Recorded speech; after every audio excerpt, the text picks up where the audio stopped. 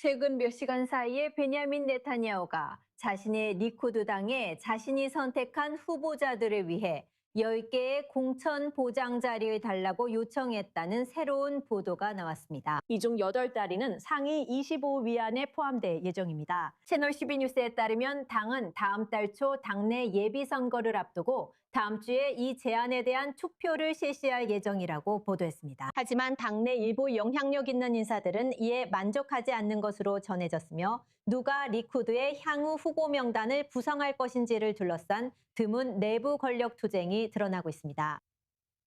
이 문제를 더 논의하기 위해 정치 분석가 길 호프만 씨를 스튜디오에 모셨습니다. 반갑습니다, 길 씨. 국제 무대에서 압박을 받고 있는 벤자민 네타냐후 총리는 야당뿐만 아니라 이제는 자신의 리쿠드 당 내부에서도 압박을 받고 있습니다. 집권당 내부 우려가 무엇인지 설명해 주시고 선거 시기 총리에게 어떤 의미가 있는지 말씀해 주세요. 보니타, 일어난 일은 네타냐후가 법적 절차에서 오히려 힘을 얻고 나왔다는 것입니다. 판사들은 뇌물수수 혐의가 성립하지 않을 것 같다는 입장을 분명히 했습니다. 이로써 리쿠드당 지도부는 네타냐후가 당분간 떠나지 않을 것임을 알게 됐습니다. 그는 지난주 자신의 기반인 채널 14에서 이스라엘의 왕 네타냐후라고 환영받으며 아주 아첨하는 인터뷰를 했는데 그 자리에서 30년 후에도 여전히 출마할 것이냐는 질문을 받았습니다. 그는 현재 76세입니다. 그래서 그 이후로 그는 원하는 만큼 자리를 요구해도 아무 문제가 없었습니다. 그는 자신이 뽑을 상위 25명 중 8개의 자리를 채울 후보조차 없습니다. 그가 그렇게 밀어붙이는 이유는 예비선거에서 투표하는 사람들에게 압박을 주고 싶어서입니다. 만약 내가 좋아하지 않는 사람을 뽑으면 나는 다른 사람을 위로 올려서 그들을 명단 아래로 밀어버릴 거라고 말하는 거죠. 그는 투표에서 밀린 사람들을 명단에서 더 위로 올릴 수 있습니다. 그는 모든 것을 혼자서 결정할 수 있습니다. 지금은 리쿠드 당내에서 무슨 일이 일어날 수 있는지에 대해 너무 깊이 파고들기에는 아직 이릅니다. 간단히 말해서 베냐민 네타냐후의 당 내에서 그에게 잠재적인 경쟁자가 될 수 있는 유력 후보들에 대한 당신의 생각은 어떻습니까? 당신의 의견이 궁금합니다. 아무도 그에게 도전하지 않을 겁니다. 그가 있는 한 그는 리쿠드의 지도자입니다. 그에게 도전하려고 했던 모든 사람들은 적어도 잠시 동안은 당 밖으로 밀려났습니다.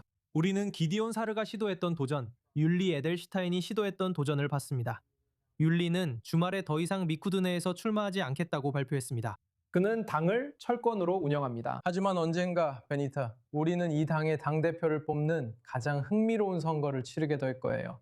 왜냐하면 이 당은 100년 동안 단 4명의 당대표만 있었으니까요. 그리고 모두 총리가 됐어요. 그 자리를 얻으면 정말 좋은 직업이죠. 후보가 15명까지 나올 수도 있어요. 아까 채널 14 뉴스와의 인터뷰를 언급하셨죠? 우리는 베냐민 네타냐후가 미국 언론, 특히 폭스 뉴스와 한 번 이상 인터뷰를 했다는 것을 알고 있어요. 그가 왜 지금 국제 언론을 통해 세계에 자신의 메시지를 전달하려고 그 플랫폼을 선택하는지, 그리고 왜 국내에서는 훨씬 덜 나서는지에 대한 당신의 생각은 어떤가요? 지난 3일간 폭스 뉴스와의 2번의 인터뷰는 도널드 트럼프에게 영향을 주려는 것이었습니다. 도널드 트럼프는 중요한 회의를 위해 터키에 갈 예정입니다. 터키는 이스라엘이 자신들이 받는 걸 원하지 않는 여러 항공기를 요구하고 있습니다. 그래서 이것은 네타냐후가 자신의 의제를 추진하기 위해 트럼프의 영역으로 들어가는 것입니다. 하지만 국내에서는 적어도 제가 보기엔 그는 국가 지도자처럼 보입니다. 그에게는 까다로운 질문을 전혀 받지 않습니다. 오늘 폭스 뉴스 인터뷰어는 계속해서 그가 얼마나 옳은지만 말해줬습니다. 그리고 채널 14에서 같은 일이 있은 직후 총리를 담당하는 기자들의 왓츠앱 그룹이 있습니다. 그리고 제이크 태퍼, 하필 CNN의 최고 앵커 중 한 명인 그가 불평을 했습니다. 그는 최근에 폭스와 너무 많이 이야기하고 있다고 말하면서 아마도 자기 편이 아닌 누군가에게도 인터뷰 기회를 줘야 하지 않겠냐고 했습니다. 선거를 앞두고 그가 이 나라에서 점점 더 많은 국내 언론 인터뷰를 하게 될지 지켜보는 것도 흥미로울 것입니다. 한편 이곳 국내에서는 이스라엘 정부가 여러 논란이 되는 법안을 강행하고 있습니다. 분명히 다음 주 말에 여름 휴회가 있기 때문에 서두르고 있는 상황입니다. 그래서 그들은 선거 전에 끝내고 싶어 합니다.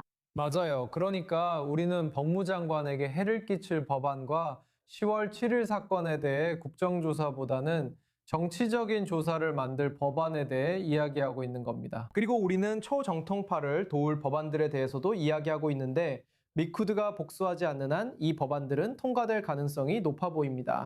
바로 오늘 밤 초정통파는 이스라엘의 반 네타냐후, 언론에 해를 끼칠 법안을 지지할 수 없다고 발표했습니다.